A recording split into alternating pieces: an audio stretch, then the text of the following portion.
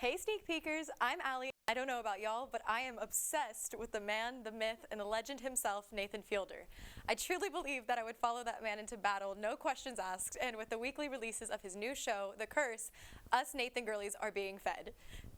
A24 and Showtime's The Curse follows an eco-conscious, house-flipping husband and wife duo, Asher and Whitney, played by Nathan Fielder and Emma Stone, respectively, as they are trying to get their television show picked up by HGTV.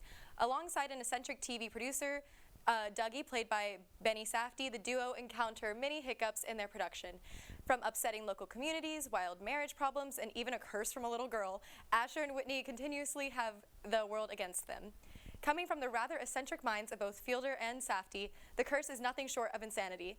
As a Fielder fan, I am more than familiar with this dry deadpan style, but The Curse pushes it into a whole new realm. There's even more unnerving presence brought up throughout this new project than found within Nathan For You and even The Rehearsal. Fielder's typically dry performance is elevated by scenes of manipulation and frustration that leave me on the edge of my seat. He is unafraid to go head-to-head with his fellow actors, and he elevates their performances through his unexpected deliveries. His typical monotone performances are benefited by his unexpected range. Beyond Fielder, he is supported by both Stone and Safdie, who give undeniably interesting performances. Stone plays a complicated woman obsessed with karma, the environment, and her own image.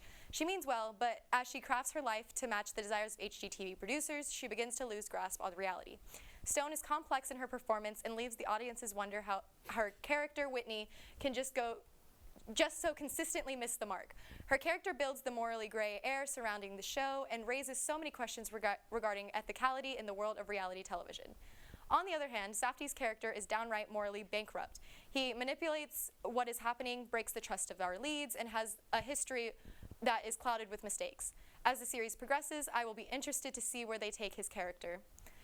Now, I know what you're all thinking. Why should I watch a show that Allie consistently has stated makes her uncomfortable? And I say that that's the beauty of it.